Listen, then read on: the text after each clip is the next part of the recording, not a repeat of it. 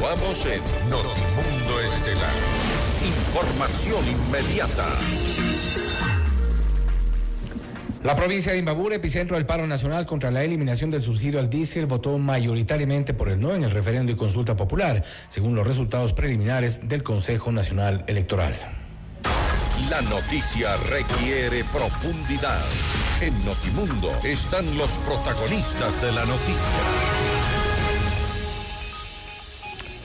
Hacemos contacto a esta hora con la doctora Lucía Pozo, ex asambleísta de Avanza, para hablar sobre los resultados en la provincia de Imbabura, el conflicto que se mantuvo durante un mes por el paro convocado por la CONAIE en esta provincia. Parece que también pasó factura en los resultados de la consulta popular. Doctora Pozo, gracias por estar con nosotros.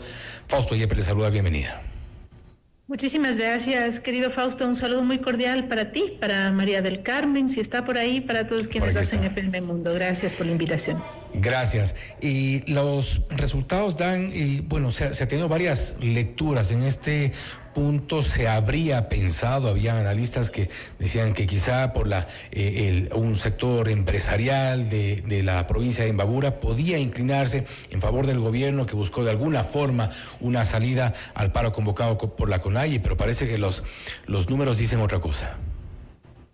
Sí, creo que el dato mata relato, ¿no? Uh-huh. Y hay muchas cosas que se pueden percibir o percepciones que se van generando mientras vas mirando las redes sociales y la narrativa que se intenta instaurar, pero definitivamente creo que son varios los factores que han ido marcando una tendencia que aquí, al menos en la provincia de Imbabura, evidentemente se venía sintiendo luego de lo que significó el paro nacional. Hay un descontento generalizado y creo que son varias las circunstancias que han marcado una posición que al menos en esta provincia se sentía que veía venir. Creo que rayan en el tema de la prepotencia que se indicó en esa desconexión con la ciudadanía que en un momento dado nos mantuvo a esta provincia de Imbabura en 32 o 31 días de paro, ¿no? Subestimar este electorado, un territorio sí pequeño, pero no menos importante en el escenario nacional, creo que irradió también una empatía a nivel nacional respecto del sufrimiento de los ecuatorianos, de un sector que necesitaba ser escuchado, de otro sector que necesitaba trabajar y de mirar hacia otro lado por parte del gobierno nacional cuando habían temas que yo creo y siempre lo dije de primera mano que podían solucionarse en una primera sentada, en un diálogo abierto, sano, reparador que los ciudadanos necesitaban en ese momento. Por ese mes parecía que hubo dos bandos perfectamente identificados en la provincia de Imbabura. Me refiero a quienes estaban sufriendo los efectos de la paralización y quienes estaban protagonizando la paralización. No obstante, al ver los resultados, por ejemplo en Otavalo, incluso pasa el 80% la votación por el no. Esto de alguna forma también podemos interpretar como que de los dos bandos que estaban de alguna forma encontrados entre sí, estaban al mismo tiempo opuestos a los planteamientos del gobierno. Correcto, es decir, muchas personas pudieron en un momento dentro de la provincia, en este caso, sentirse también desesperadas, molestas con la medida de hecho tomada, pero tampoco eso significaba o ha significado pues que estén a favor de las medidas gubernamentales tomadas o del hecho generador que desencadenó esta protesta. Yo lo dije desde un inicio, querido Fausto, y no sé si ustedes lo recuerdan, dije, esta guerra, esta pelea ciudadana, civil, con el gobierno nacional, nace de un pecado original, que es haberle mentido a la ciudadanía. El gobierno nacional dijo que no tocaría el diésel, y hay que recordar, a veces nuestra memoria es corta, ¿no? Y ya ahorita, como estamos en una época de consulta, ya nos olvidamos qué hecho generó el tema del paro, y fue el incremento del diésel, cuando se dijo que el diésel y su valor no se tocaría, ¿no? Entonces no hubo ninguna palabra, ningún acercamiento que explique por qué razones tuvo que subir el diésel. Entonces, mentirle a la ciudadanía no es así nomás de fácil, sin tener resultados o consecuencias que luego tengamos o tenga el gobierno que enfrentar, porque el único patrimonio de un político para generar y mantener su credibilidad es su palabra. Entonces, si esa se rompe, ¿qué más podemos esperar? Más allá de varios otros elementos y coyunturas que creo que han ido, además, acelerando este desgaste del gobierno nacional. A propósito de este desgaste, ¿cuál podría señalar usted como una particularidad particularidad de la provincia de Imbabura en este mismo contexto respecto del resto del país? Porque vemos los resultados, vemos un poco este punto de análisis en función de lo que ocurrió durante el mes de la paralización, los resultados de la consulta popular y referéndum. ¿Hay alguna particularidad, algo que le haga diferente a Imbabura respecto al resto del país en este contexto político? Bueno, creo que algo que marcó mucho más todavía esa profundización del desgaste y del problema son los aliados del gobierno en la provincia, ¿no? Le han hecho crasos favores al gobierno nacional diciéndose aliados, siendo absolutamente racistas en sus expresiones. Ustedes recordarán, no me invento, que el alcalde de la ciudad de Ibarra se le quedó abierto el micrófono y ahí vimos unas gravísimas expresiones de corte profundamente segregacionista y racista que calaron muy fuerte, y la ciudad de Ibarra también ha respondido con radicalidad, así como todas las provincias, los cantones y las parroquias de la provincia de Imbabura. O sea, usted dice que al final no le creyeron que fue inteligencia artificial. Fue en vivo, entonces la narrativa que quieran instaurar, yo creo que ese es el problema, que piensan que es muy sencillo insultar la inteligencia de la ciudadanía. Entonces, ahí hay un grave problema que el gobierno debe entender. No hay un círculo que le diga la verdad al presidente. Le dicen que todo está bien, le dicen que está bien ir en Porsche a votar. Cuando eso desconecta a un político de la realidad, qué bueno que tenga esa posibilidad. Yo lo veo desde este punto como un análisis general. El presidente elimina el subsidio del diésel. Se eliminan 70 millones. A ver, parece que se desconectó la doctora Lucía Pozo. ¿Hay algún error con la conexión? Bueno, estamos analizando precisamente los resultados en la provincia de Imbabura. Mucho tiene que ver, y en eso creo que coincidimos mucha gente, los eventos del paro convocado por la CONAIE, 31 días de paralización. No obstante, los grupos que fueron afectados precisamente han reaccionado. Y usted señalaba, doctora Pozo, ya la tenemos de nuevo, también el hecho de estos interlocutores, quienes estuvieron por parte del gobierno, y ahí quiero mencionar quizá algunos nombres que fueron conocidos como parte de estas negociaciones, que al final dieron algún tipo de fruto, pero no el resultado que seguramente esperaba el gobierno.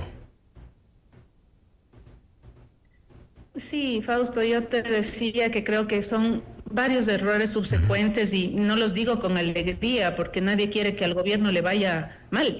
Es quien conduce la barca en la que vamos todos los ecuatorianos, ¿no? Pero sí es necesario que el presidente empiece a pensar que también necesita gente alrededor que no le diga solo lo que quiere oír, ¿no? Y ese es el problema de tener muchos alejos, decía un querido consultor mexicano que ha trabajado mucho aquí en el Ecuador, de gente que solamente le dice que todo está bien y le hace cometer graves errores, que no le hace entender que hay otras realidades en diferentes territorios.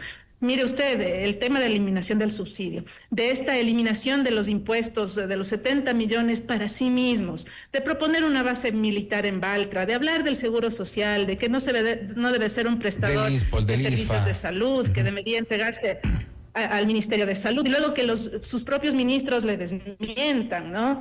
Apresar, por ejemplo, un delincuente de alto valor el día de la consulta con la Constitución vigente también significa que sí se puede trabajar con la Constitución vigente. Bonos a diestra y siniestra antes de que la gente bien lo recibe, pero han demostrado que eso no marca su posición respecto del voto, ¿no? 31 días de paro y no saben qué salió mal.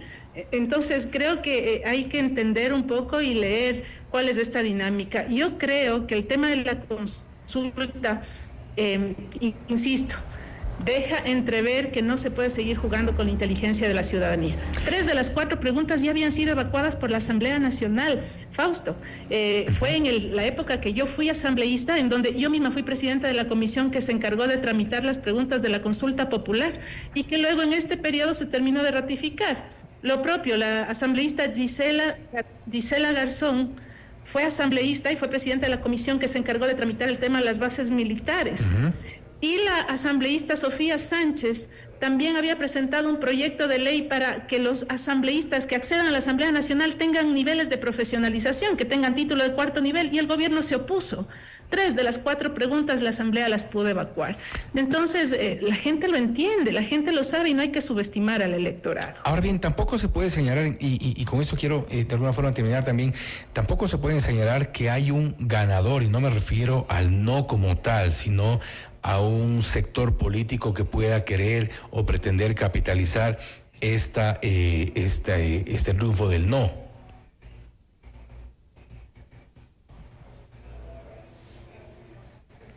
Parece que, doctora Pozo, no sé si tenemos en contacto nuevamente. No, lamentablemente se nos volvió a caer la comunicación. Hemos estado en diálogo con la doctora Lucía Pozo, ex asambleísta por Avanza, haciendo un análisis sobre, ya la tenemos ahí para concluir. Por favor, doctora Pozo, un poco esta lectura también que tiene que ver con el resultado. Hay un sector de la política que quiere capitalizar también a su favor el triunfo del no. ¿Esto debería ocurrir así o debería ser ya otro tipo de tratamiento en adelante? Mire, yo soy lo más objetiva posible y creo que ya es hora de que este bipartidismo que se ha instaurado a causa de esta falacia del falso dilema, ¿no? De tratar de polarizar y mantener en este bipartidismo al país no le ha hecho bien. Creo que deberíamos tratar de poner de nuevo el equilibrio de moda y que no sea el hígado el que determine las decisiones más importantes en el país. Sin embargo, de aquello, creo que evidentemente hay una capitalización política de un partido que tiene un voto duro, pero más allá de aquello, existe, ¿me escucha? Sí, le escuchamos perfectamente, sí. Perfecto. Más allá de aquello, por supuesto que existe una ciudadanía que está demostrando un hartazgo de esta narrativa, ¿no? De decir mucho y hacer poco. Y creo que esto tiene que ser un fuerte llamado de atención al gobierno nacional para oxigenar su grupo de trabajo, para poder abrir un poco más y irse un poco más a dejar de romper y dinamitar puentes con aliados valiosos. El arte de la política es sumar y multiplicar, ¿no? Entonces, no podemos seguir hablando de que quien no esté de acuerdo con el gobierno es mafioso, es delincuente, es corrupto, es sicario, es asesino. Esa narrativa no está calando. Hay toda una generación X, una generación Z, que no se mueve por el miedo, se mueve por el convencimiento. Y no podemos intentar instaurar nada más una narrativa de miedo, porque lo que está demostrando ahora es que hay un voto vergonzante, pero ya no es el voto vergonzante de que no quiero decir que voto por sino de que no puedo decir que no quiero votar por ellos porque pierdo mi trabajo, porque me van a calificar de que soy de la mafia, de que soy narco y ese tipo de cosas. Entonces, creo que esto tiene que significar un fuerte llamado de atención al gobierno y un para aprendizaje que para todos. Cambie, de que empecemos a hacer más que hablar. Un aprendizaje sobre todo para todos. Doctora Pozo, nuevamente, gracias por su tiempo, gracias por haber estado con nosotros. Siempre es un placer, Fausto. Muchas gracias a ustedes. La doctora Lucía Pozo, ex asambleísta de Avanza, hablando sobre los resultados en la provincia de Imbabura, que le dijo no a la consulta popular. Algunas fuentes de análisis y también principalmente las lecciones que deberá aprender de aquí en más el gobierno y evidentemente la clase política. Esto es Notimundo Estelar, siempre bien informados. Usted está escuchando